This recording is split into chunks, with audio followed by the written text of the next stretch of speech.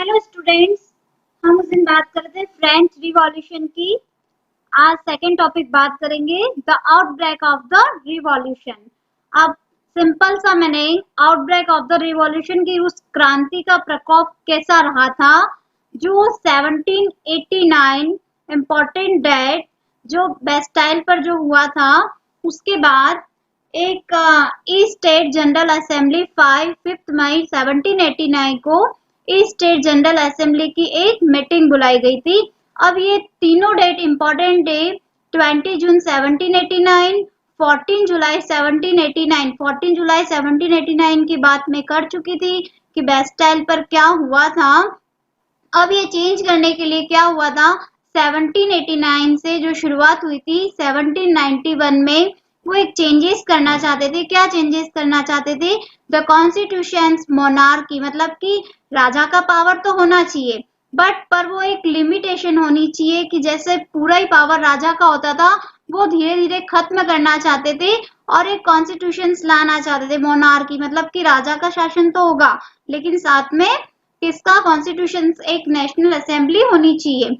तो आज मैं जो बताने जा रही हूँ कि 5 मई 1789 ईस्ट स्टेट जनरल असेंबली की क्या मीटिंग हुई थी। तो ये तीनों इम्पोर्टेंट है जो 5 मई को हुई थी, जिसमें क्या हुआ था कि king Louis called a meeting of east state general to increase tax. अब उन्होंने जो है ना बहुत सारा फाइनेंशियल क्राइसिस जिसके बारे में हम पढ़ चुके थे कि जो फ्रांस का राजकोष था वो धीरे धीरे करके खाली हो चुका था। अब वो टैक्स ले रहे थे, तो टैक्स भी किससे ले रहे थे? जो मैंने उस दिन बात करी थी कि क्लर्जी और नोबिलिटी को छोड़ के जो पेजेंटी थे उन लोगों से वो लोग टैक्स ले रहे थे। तो अब उनका टैक्स बढ़ाना था। King Louis called a meeting. अब उसने एक जनरल, ये स्वाभाविक है बच्चों कि जब भी राजा के पास में अगर पावर है लेकिन उसको फिर भी कोई डिसीजन लेना है, जैसे फॉर एन एग्जाम्पल अभी बहुत अच्छा लेटेस्ट एग्जाम्पल आपके सामने चल रहा था कोरोना को लेके, जिसमें लॉकडाउन को बढ़ाना था। तो प्राइम मिनिस्टर ने क्या किया था कि अलग अलग स्टेट्स के बहुत सारे मिनिस्टर को बुला के और एक मीटिंग करवाई, एक डिसीजन लिया कि हमको अब आगे हर स्टेट वाइज क्या करना है। ठीक वैसे ही जो लुई 16 थे उन्होंने क्या किया, ईस्ट स्टेट जनरल असेंबली की एक मीटिंग बुलाई थी जिसमें क्या करना चाहते थे, वो इंक्रीज करना चाहते थे। क्या इंक्रीज करना चाहते थे? वो टैक्स को बढ़ाना चाहते थे। अब इसमें क्या किया उन्होंने, मैंने बताया था कि सोशल ग्रुप में हम लोगों ने 3 के बारे में पढ़ा था, लेकिन इसमें जो मैं बात करूंगी वो 2 स्टेट्स के बारे में बात करूंगी। 300 represented from first and second state seated facing each other while the 600 members of the third state stand at the back। अब क्या होता है कि फर्स्ट स्टेट और सेकेंड स्टेट के 300 जो मेंबर्स है आमने सामने बैठते हैं, मतलब कि टोटल 600 मेंबर्स, और जो थर्ड स्टेट था वो सबसे पीछे, मतलब बैक, उनको तो बैठने के लिए कुछ बोला ही नहीं था, वो तो सबसे पीछे की साइड में खड़े थे। No entries for the farmers, artist and female. अब इसमें भी वो लोग फार्मर्स को, जो आर्टिस्ट थे और जो महिलाएं वगैरह थी उनकी एंट्रीज तो थी नहीं, इसमें उन लोगों को आने नहीं दिया था। Third state demand for 1 member, लेकिन जो थर्ड स्टेट थे उनकी डिमांड थी कि एक members 1 vote against the on going principle of 1 vote for each state, मतलब कि हर व्यक्ति का प्रत्येक स्टेट से मतलब क्या होगा कि एक मेंबर का एक वोट होना चाहिए। लेकिन third state walk out the assembly, और जो उनका प्रपोजल था वो लुई 16 रिफ्यूज कर देते। उन्होंने जो थर्ड स्टेट के मेंबर ने जो डिमांड रखी उसको लुई 16 के द्वारा क्या कर दिया जाता है?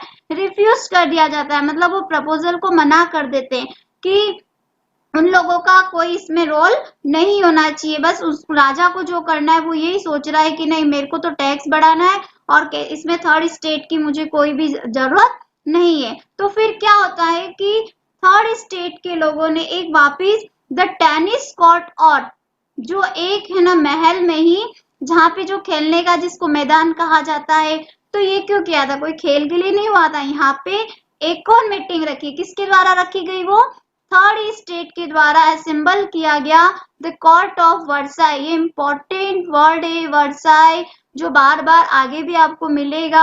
ये एक महल का जो एक, जहाँ पे जो गेम्स वगैरह जो होता था या मैदान था जिसका नाम था, जहाँ पे थर्ड स्टेट के द्वारा एक असेंबल रखा गया था।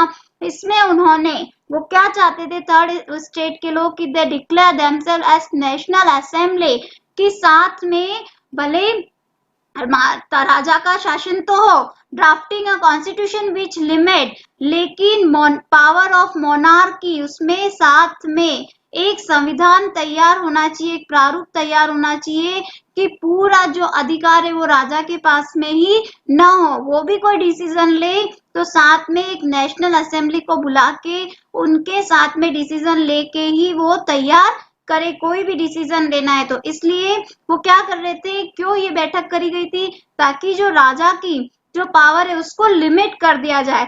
जिनका सपोर्ट किया है 2 members they are important, they were led by Mirabeau noble family and Abbe Sieyes priests. They brought out a general and deliver powerful speech to the crowd assemble at Versailles. अब इन्होंने जो Versailles में, ये Nobel family से related थे और इन्होंने जो वर्साई में सबसे ज्यादा जो मतलब कहा जाता है ना कि जिसकी स्पीच का बहुत पावर होता है, कि अगर उसने कोई बात बोल दी है और वो बात अगर लोग सारे सुन रहे हैं तो कहा जाता है ना बच्चों की, हम लोगों को भी अगर कोई ऐसा डिसीजन दिया जाता है या कोई दो लोग आपस में कोई डिसीजन देने के लिए आए और हम लोगों को जिसकी स्पीच सबसे अच्छी लगती है हमारा ध्यान उसकी तरफ आकर्षित हो जाता है। ठीक वैसे ही मिराबियो और अबेसियस जो थे उन्होंने बहुत ज्यादा सपोर्ट किया किसको, जो थर्ड स्टेट के जो असेंबल हो रहा था, कहाँ पे हो रहा था, वर्साई में जहाँ पे हो रहा था। और किस चीज के लिए ये क्या लाना चाहते थे,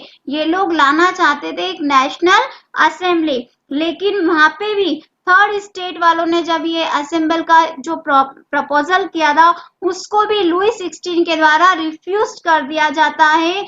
तब लोगों को आक्रोशित बढ़ जाते हैं लोगों में, मतलब एक कहा जाता है कि जो एक क्रांति का जो रूप शुरू होता है। तो फिर क्या होता है इसके again, the storming of Bastille. आप लोगों ने सुना था कि बेस्टाइल पर क्या हुआ था, एक जो भीड़ हुई थी 14 जुलाई 1789 को, जिसमें बहुत सारी चीजों को डिस्ट्रॉय किया गया था, नष्ट किया गया था।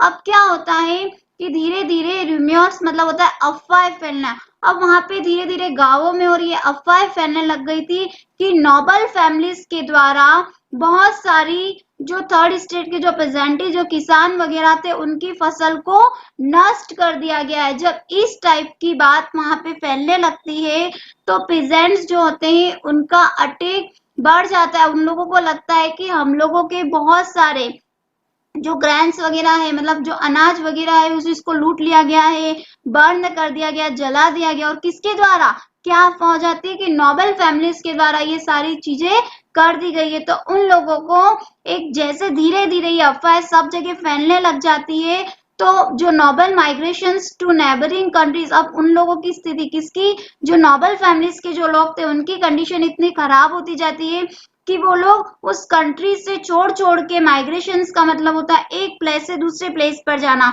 तो जो नोबेल फैमिलीज थी वो धीरे धीरे करके एक जगह से दूसरी जगह पे जाने लग गई। क्यों, क्योंकि उन लोगों का रहना बहुत मुश्किल हो गया था। क्यों मुश्किल हो गया था, क्योंकि जो फार्मर्स थे उनके द्वारा जो आक्रमण जो शुरू हो चुका था, दिस स्टॉर्मिंग जो बेस्टाइल जो एक क्रांति का रूप ले चुके थे। अब फाइनली क्या होता है बच्चों कि जो लुई 16 थे accorded recognitions of national assembly and power to be checked in constitution।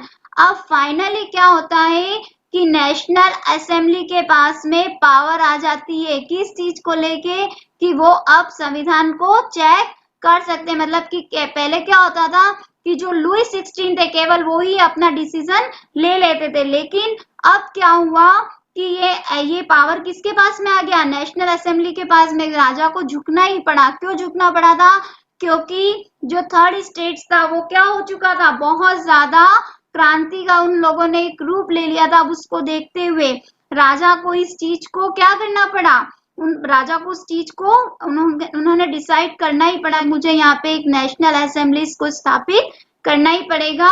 और जो शासन था वो अब उनके हाथ में से आधा किसके हाथ में हो गया, मतलब पूरा डिसीजन राजा के पास में नहीं होकर और जो कॉन्स्टिट्यूशन जो एक नेशनल असेंबली थी उसके पास में होना शुरू हो गया। अब 4 अगस्त 1789 को बहुत सारे चेंजेस होते हैं। क्या क्या चेंजेस होते हैं, नो मोर प्रिविलेज, मतलब जो सुविधाएं फर्स्ट स्टेट और सेकेंड स्टेट के पास में थी वो धीरे धीरे करके क्या हो गई, खत्म होने लग गई थी। राजा की जो शक्तियां थी, पावर था, रिड्यूस था, पूरा पावर पहले राजा के हाथ में था, वो भी धीरे धीरे करके कम हो गया। लैंड रिडिस्ट्रीब्यूट हो चुके, मतलब जो जमीन वगैरह जो सबसे ज्यादा क्लर्जी के पास में और उन लोगों के पास में रहती थी, वो भी धीरे धीरे करके हट चुकी थी। डायरेक्ट टैक्स जो थे, ये इंपॉर्टेंट वर्ड है, जो मतलब है ना, डायरेक्ट टैक्स लिया जाता था, तो वो टैक्स भी हटा दिया गया था। क्यों? क्योंकि डायरेक्ट टैक्स देना बहुत मुश्किल हो गया था कि उनको भी दो और गवर्नमेंट को भी दो, तो वो सारी चीजों को रिड्यूस हटा दिया गया था। और important changes, France change from monarchy to constitutions monarchy, और धीरे धीरे करके जो फ्रांस का जो शासन था, जो तानाशाही का जो शासन था, जो राजा के पास में था पूरा, वो धीरे धीरे करके किसमें चेंज हो गया था, कॉन्स्टिट्यूशंस में। मतलब कि राजा के पास में तो है अभी तो शक्ति, लेकिन वो अकेला डिसीजन नहीं ले सकता, उसके साथ में एक नेशनल असेंबली का होना बहुत जरूरी था। तो अब क्या हो जाता है कि draft to constitution in 1791, important date कि कब शुरू हुआ था। ड्राफ्ट का मतलब होता है कि जो एक प्रारूप तैयार किया जाता है संविधान का, वो 1791 में हो जाता है। Main objective is to reduce the power of monarch, और जो राजा का जो शासन था वो पूरा पूरा तो जो है ना, उसकी जो शक्तियां थी वो धीरे धीरे करके किसके पास में चली गई थी, कॉन्स्टिट्यूशन के पास में। मतलब कि अकेला राजा डिसीजन नहीं लेगा, गवर्नमेंट सेपरेट इन 3 डिवीजन। और जो सरकार थी, जो मैंने आपके सामने एक बुक्स की बात करी थी, मॉन्टेस्क्यू के द्वारा जो बुक्स लिखी थी, जिसमें गवर्नमेंट की जो 3 पार्ट्स में डिवीजन बताया गया था, तो ठीक उसी सिद्धांत को फिर अपनाया गया था। और 3 गवर्नमेंट के जो रूल्स था, लेजिस्लेचर, एग्जीक्यूटिव एंड जुडिशियरी। अब इसमें क्या हुआ था, जो एक नेशनल असेंबली तैयार करी गई थी, उसमें मेक रूल एक जो रूल्स बनाया गया था, सेकंड था एग्जीक्यूटिव इम्प्लीमेंट रूल, उस रूल को वापस से इम्प्लीमेंट भी करना है, ऐसा नहीं कि बना के छोड़ दिया, उसकी कोई व्यवस्था नहीं है, उसको इम्प्लीमेंट भी करना है। थर्ड था judiciary, court for who are not following rule, कि कोई भी नियम सबसे पहले किसके पास में होगा, जो जुडिशियल, जो न्यायाधीश जो न्याय करेगा, तो उसके पास में ये तीनों शक्तियां होनी चाहिए। एक तो सबसे पहले जो लॉ बनाता है, फिर जो उसको इम्प्लीमेंट, जो उसकी व्यवस्था करता है, और फिर उसका जो न्याय किया जाता है। तो इस टाइप से गवर्नमेंट ने ये तीनों चीजों के प्रारूप को तैयार किया था। अब इसमें वहां की जो पीपल थे वो कितने थे, 4 मिलियन पीपल्स थे, जिसमें कितने 50,000 इलेक्टेड हुए थे। और जो नेशनल असेंबली के लिए जो मेंबर्स तैयार हुए थे वो थे 745 मेंबर। इंपॉर्टेंट है, इसमें पूछा जाता है कि नेशनल असेंबली तैयार करी थी, हाउ मेनी मेंबर, तो 745 मेंबर्स इसमें थे नेशनल असेंबली के लिए। और इसमें एक जज था, 4 मिलियन पीपल के बीच में एक जज थे। तो इस टाइप से आपके सामने ये जो चार्ट बना हुआ है, जो किया गया था कॉन्स्टिट्यूशन को जो तैयार किया जा रहा था, पूरी तरीके से नहीं हुआ था, तो अभी भी राजा की लिमिटेशन तो थी, लेकिन ये धीरे धीरे करके एक नेशनल असेंबली के पास में पावर चला गया था। अब इसका वोटिंग सिस्टम क्या था, इंपॉर्टेंट है, एक्टिव सिटीजन और पैसिव सिटीजन, ये बच्चों आपकी बुक में भी है। What is active citizen, active citizen क्या था, हु कैन वोट, कौन वोट कर सकते थे, जो 25 इयर्स अबव हो, और जिनका पेमेंट क्या होगा, जो लेबर की वेजेस, मतलब जो 3 डेज की लेबर की वेजेस होती थी, वो अगर उनका पेमेंट है तो वो लोग वोट कर सकते हैं। ये था एक्टिव सिटीजन में। और पैसिव सिटीजन में क्या था, हु कैन नॉट वोट, कौन वोट नहीं कर सकते थे। तो जो मैन और सिटीजन, मतलब कि इसमें वुमेन भी आ गई कि वो वोट नहीं कर सकते, उनके पास में कोई राइट्स नहीं था, उनको ना आने दिया जाता था, तो इस टाइप से वो लोग वोट नहीं कर सकते थे। और कॉन्स्टिट्यूशन में जिसके पास में राइट टू स्पीच, बोलने का अधिकार, right to life, right to equality, right given to all, ये कॉन्स्टिट्यूशन जैसे हम लोग इंडिया के जो फंडामेंटल राइट पढ़ते हैं उसके अकॉर्डिंग जो कॉन्स्टिट्यूशन में तैयार किया गया था, right to speech, right to life, right to equality, right given to all, की सभी लोगों को समानता का जो अधिकार दिया जाएगा। तो ये जो हमने बच्चों आज बात करी थी, the outbreak of the revolution क्या हुआ था, इस क्रांति ने कैसा रूप लिया था।